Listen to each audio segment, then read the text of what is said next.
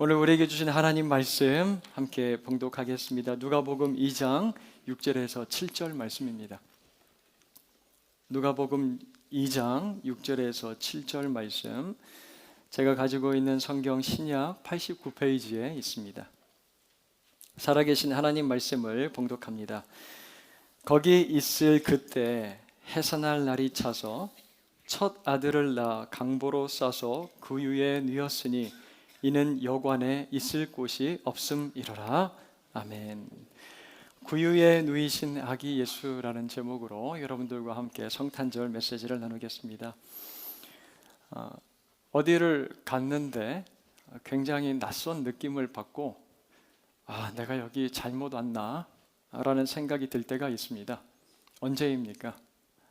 환영받지 못할 때 그렇습니다. 환영은 고사하고 내가 과연 이곳에 필요한 사람인가? 내가 여기 있어도 될까? 쓸모없는 사람처럼 느껴지고 내가 그곳에 과연 괜찮은 사람인가? 라는 자꾸 의문이 들게 되면 오래 그곳에 머물러 있지 못하게 됩니다. 우리는 예수님이 이 세상에 얼마나 필요한 분이시고 또 세상이 그분을 얼마나 애타게 기다려야만 했는지 잘 알고 있습니다. 예수님은 그 어떤 방법으로도 해결할 수 없는 죄와 사망의 문제를 해결하시기 위하여 이 땅 가운데 오셨습니다. 그 사명을 감당하기 위해서 예수님은 하늘의 모든 영광을 버리고 하나님이신 예수님은 우리와 같은 사람으로 이 땅 가운데 오셨습니다. 그렇게 오신 것은 자기를 철저히 낮추셨고 희생을 감수하셨기 때문입니다. 그렇게 400년 동안 아무런 소리도 들려오지 않고 캄캄한 암흑과 같은 그 시대를 꿰뚫고 그 암흑 속으로 예수님께서 찾아오신 거예요. 희생을 그리고 낮아지심을 감수하면서요. 그렇다면 세상은 그러한 예수님을 어떻게 맞이해야 마땅할까요? VVIP, 최고의 VIP로 그렇게 대우를 해드려야 하지 않겠습니까? 불치병에 걸려있는 사람, 이식을 받아야 되는 분이 자기에게 이제 장기를 기증하겠다는 사람을 만나면 어떻게 대하게 될까요? 감사하고 평생 잊지 못하는 사람으로 기억할 것입니다. 내가 정말 만나고 싶은 유명한 연예인과 함께 만나서 시간을 보내고 식사를 하게 된다면 가장 좋은 곳으로 미리 예약을 할 거고요. 또 모시러도 나갈 겁니다. 귀한 분이 집에 찾아오면 어떻습니까? 오랫동안 청소를 안 했더라도 깨끗하게 집안 청소를 하고 맞이할 준비를 할 거예요. 예수님은 우리의 죄를 대신 지시고 죽기 위해서 이 땅에 오셨습니다. 사람들은 그러한 예수님을 어떻게 대할 것이라고 말씀은 우리들에게 가르쳐주고 있나요? 이사야서 53장 1절과 2절 말씀을 가서 보면 이렇게 예언을 하고 있어요. 그는 고운 모양도 없고 멋진 풍채도 없다. 그는 멋지거나 아름답지도 않다. 그래서 그는 사람들에게 멸시를 받고 버림받는다라고 그렇게 이야기를 하고 있습니다. 이 세상은요, 예수님을 칭찬하지도 않고 그렇게 환영하지도 않고 인정하지도 않는다고 합니다. 그를 환영하기는커녕 싫어하고 예수를 배척했다라고 말씀은 기록을 하고 있어요. 여러분, 이러한 대우를 받았다면요, 누구도 그 자리에 있고 싶지 않을 거예요. 당장 그 있는 자리에서 짐을 싸서 떠나고 싶을 것입니다. 오늘 읽은 말씀은 이 땅에 아기로 태어나신 예수 그리스도의 첫 생일 축하 환영식을 보여주고 있습니다. 여러분, 어떤 모습일까요? 궁금하십니까? 유대 땅은요, 지금 큰 명절도 아닌데도 불구하고 많은 사람들이 바쁘게 각각 자기의 고향으로 막 돌아가고 있어요. 그 3절 말씀을 가서 보면 모든 사람이 각자 자기 고향으로 돌아가고 있는 이유를 호적 등록 때문이라고 그렇게 이야기합니다. 유대 지역을 다스리고 있는 로마 제국이 인구 조사를 이제 실시한 거예요. 갑작스러운 이 행정명령 때문에 많은 사람들이 굉장히 번거롭고 귀찮았을 거예요. 여러분 생각해 보세요. 서류 하나 떼러 동사무소에 가는 것도 어떻습니까? 귀찮을 때가 있어요. 그런데 고향까지 내려가라니까 분명히 짜증도 나고 막 날카로워진 사람들도 있을 거예요. 그 중에서 정말 힘들고 또 번거로운 사람이 한 명 있는데 누구입니까? 마리아예요. 마리아. 5절 말씀을 가서 보니까 이미 예수님을 잉태해서 배가 많이 불러왔고 몸이 이제 무겁고 움직이기 너무 힘든 상태라고 합니다. 4절을 보면 이제 요셉도 누구의 집 족속이라고 그렇게 기록을 하고 있습니까? 다윗의 가문이라고 해요. 다윗의 가문. 그래서 이제 고향까지 내려가야 되는데 지금 사는 곳은 나사렛이죠. 이 나사렛에서 유대를 향하여 어디까지 여행을 해야 된다고요? 자기 고향 베들레헴까지입니다. 베들레헴이라고 하는 다윗의 동네까지 이제 여행해서 내려가야 돼요. 요즘은 뭐 길도 좋고 앰뷸런스 타면 금방 갈 수 있는 거리겠지만 쉽게 이동할 수 있는 거리지만 이 당시에는 아무것도 없습니다, 여러분. 아마 요셉과 마리아는 이 당시 흔한 이동 수단인 나귀를 타고 그렇게 걷고 이동을 했을 거, 여행을 했을 것입니다. 그런데 나사렛에서부터 이 베들레헴까지 거리가 여러분 144km라고 그래요. 거의 출산을 이제 앞두고 있는 아내, 그 아내를 나귀에 태우고 144km를 간다고 한번 생각을 해보시길 바래요. 오늘 같았으면요 난리 났을 겁니다, 여러분. 우리가 지금 움직일 상황입니까? 어떻게 이런 상황에서 호적 신고하러 고향까지 내려가라고 하십니까? 그 청와대 국민청원 게시판에다가 막 댓글이 엄청나게 올라왔을 거예요. 그리고 지금 마리아 뱃속에 있는 아이는 누구입니까? 하나님의 독생자, 그분이 곧 하나님이세요. 예수 그리스도가. 아니 이것들이 말이야 아직 태어나지도 않은 소중한 예수를 이렇게 힘들게 한다고? 호적하라는 그 행정명령 야 당장 취소시켜라. 그렇지 않으면 구원 계획 이제 다 취소하고 다 철수해. 우리 하나님은요 사람의 마음이나 어떤 역사의 흐름 정도는 간단하게 변경시킬 수 있는 능력을 가지고 있는 분이십니다. 하지만 예수님 그리고 하나님은 그냥 두세요. 그냥 그 역사의 흐름을 막지 않고 놔두십니다. 왜 그러셨을까요? 우리 미가서 5장 2절 말씀을 같이 한번 찾아보겠습니다. 미가서 5장 2절 말씀을 제가 우리말 성경으로 읽어드리겠습니다. 그러나 너 베들레헴 에프라다야, 비록 네가 유다 족속들 중 아주 작지만 이스라엘을 다스릴 사람이 너로부터 나올 것이다. 그의 근본은 먼 옛날 아주 오랜 옛날로 거슬러 올라간다 라고 되어 있어요. 미가서는 750년 전에 쓰여진 말씀입니다.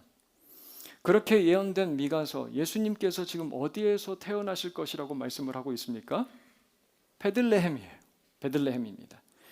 하나님께서는요 자기 아들 예수에 대한 예언이 성취되도록 세상 역사에 적극적으로 함부로도 개입을 하지 않고 계세요. 우리는 예수님께서 이 땅에 왜 오셨는지 잘 알고 있습니다.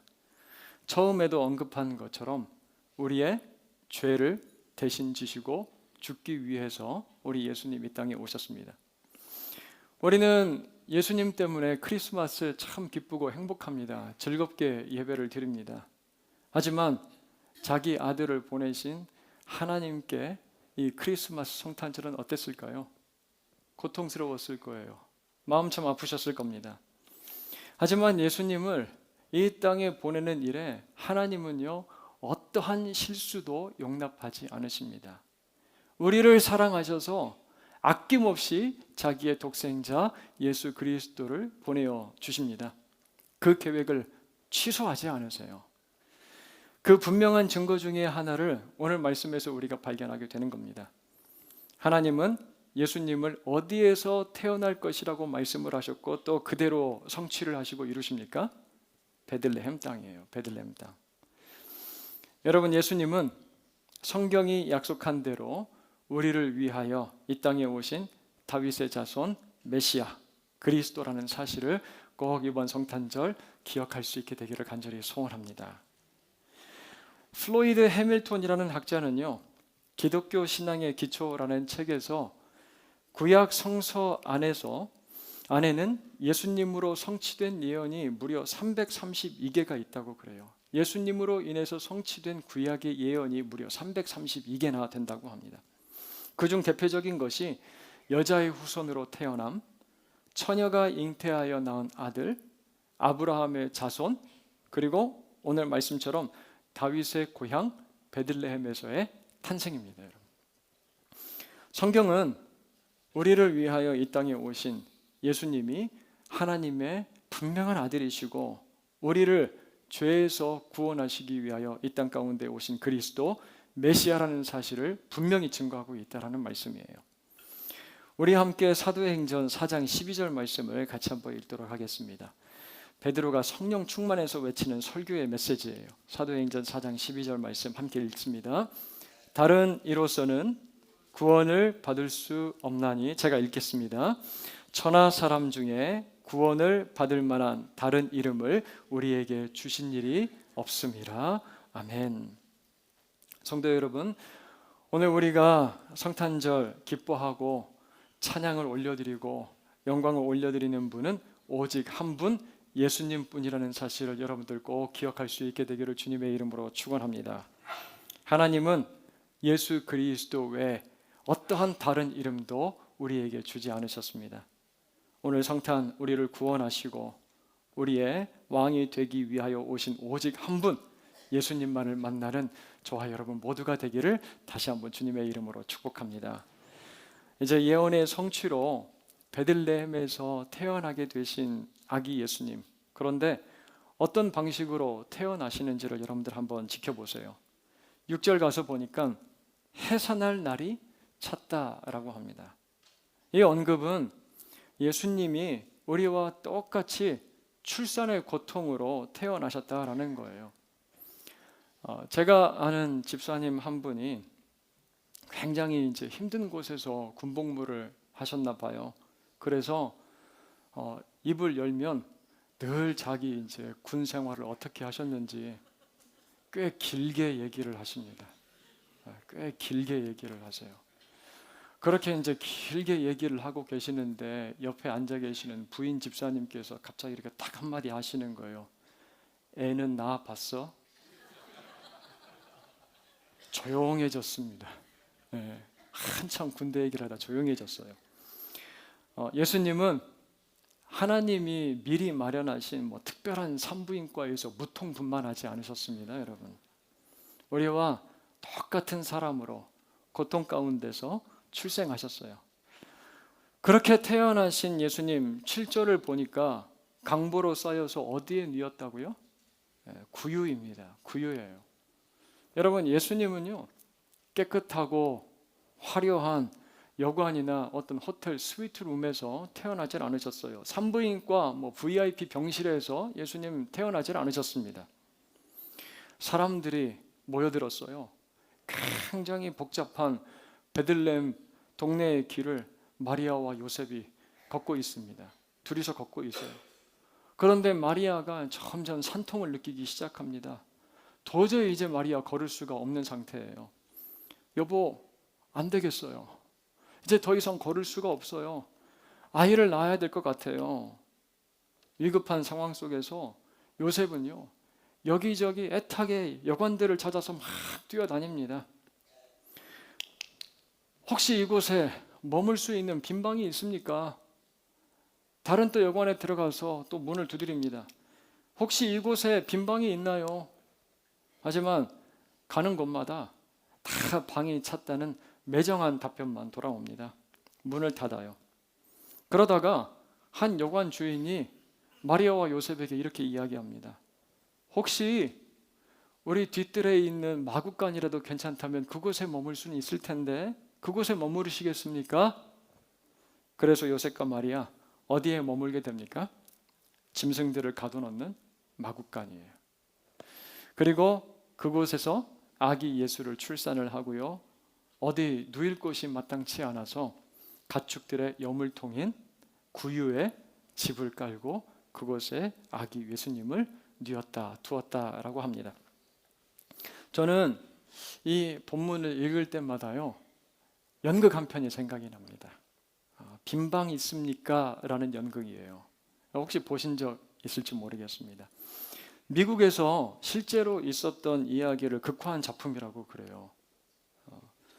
지적 능력이 좀 부족한 주인공 덕구가 있는데, 이 덕구가 교회에서 열심히 준비한 연극에서 배역을 하나 이제 맡게 됩니다. 요셉도 아니고 동방 박사도 아니고 목자도 아니고 뭐 비중 있는 역할을 맡은 게 아니에요. 아주 간단한 여긴 여관 주인 역할을 맡게 됐어요. 여관 주인입니다. 하지만 주인들은요, 이 지적인 능력이 조금 부족한 덕구, 연극을 망칠지도 모른다고 생각을 하고요, 연극에서 자꾸 빼자고 이야기를 해요. 하지만 마음씨 따뜻한 선생님은 아니라고, 덕구가 잘할 수 있을 거라고, 그래서 덕구에게 역할을 맡깁니다. 이 덕구의 대사가 딱 한마디예요. 요셉이 막 뛰어다니면서 빈방 있습니까? 빈방 있습니까? 물어볼 때 빈방 없어요 하고 문을 쾅 닫아버리면 그게 이제 대사 끝입니다. 그런데 그 간단한 대사도요, 덕구는 틀려버려요. 덕구는 제대로 소화하지 못합니다. 왜 그런지 아세요? 빈방 있습니까? 빈방 있습니까? 물어보는 요셉에게, 그리고 예수님을 잉태하고 있는 마리아에게 덕구는 빈방을 드리고 싶었던 거예요. 너무나 외로웠던 덕구는 자기의 삶에, 자기의 집에 예수님이 찾아오면 얼마나 좋을까 기대했던 거예요. 소원했던 거예요. 그래서 덕구는 빈방이 있습니까? 라는 질문에 이렇게 대답을 해버리고 말아요. 예! 빈방이 있어요. 빈방이 있다고요. 예수님, 제 빈방으로 들어오세요. 제 빈방으로 들어오세요. 여러분, 예수님은요, 화려한 곳, 깨끗한 곳, 안전한 곳에서 태어나지 않으셨습니다. 지저분한 곳, 어두운 마국간 구유더라도요, 빈 곳에서 태어나셨습니다. 비어있는 곳에서 태어나셨어요. 마찬가지로 예수님은 죄로 가득한 이 세상 가운데로 찾아오셨습니다. 그리고 어떤 사람이라도 자기 마음의 문을 열고 여기 빈방 있습니다 라고 한다면 그 안으로 들어가 예수님은 그 안에서 태어나십니다. 어제 우리 교회에 처음 나온 분이 계세요. 지금까지 물어보니까 한 번도 교회 나간 적이 없다고 말씀을 하시는 거예요. 예배를 드려본 적도 없고요. 야, 이게 난생 처음 듣는 설교, 그리고 기도, 찬양, 예배 분위기가 얼마나 이제 낯설었을까라는 생각이 들었습니다. 그래서 오늘 이 메시지를 제가 준비를 하면서요, 이렇게 기도했습니다. 하나님, 그분의 마음 가운데 작은 부분이라도 빈 공간이 되어서 예수님이 머물기를 원합니다. 그리고 그곳에서 예수님의 놀라운 탄생의 이야기가 시작되게 하여 주시옵소서. 여러분, 그렇게 기도했어요. 사랑하는 여러분, 오늘은 무슨 날입니까? 메리 크리스마스, 성탄절입니다. 예언하신 말씀대로 이 땅에 오신 예수님을 다시 만나고 기억하는 날이에요. 그런데 이런 마음을 가진 분들이 혹시 우리들 가운데 있을까요? 내 마음은 주님을 모실 만한 그런 준비가 되어 있지 않아. 여전히 복잡하고 여전히 지저분하고 내 인생은 너무 많은 나의 생각들과 나의 계획들로 꽉 차 있어서 도저히 예수님께 빈방을 내어드릴 수가 없어. 내게는 빈방이 없어. 그렇게 생각하는 분들이 있을까요? 하지만 여러분, 우리의 인생이 마국간 구유와 같은 모습이더라도 괜찮습니다. 괜찮아요. 왜 그렇습니까? 그곳에도 우리 주님 찾아가시기 때문에 그렇습니다.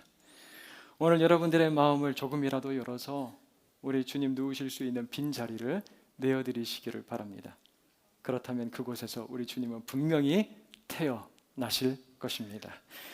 오늘 우리를 구원하시기 위하여 이 땅에 오신 아기 예수님, 우리 마음 중심 그 구유에 모시는 저와 여러분들 모두가 될 수 있기를 주님의 이름으로 축원합니다. 함께 기도하겠습니다. 주님, 이 시간 말씀을 듣게 하시고 이 말씀으로 우리의 마음 가운데 감동과 결단을 주시니 감사합니다.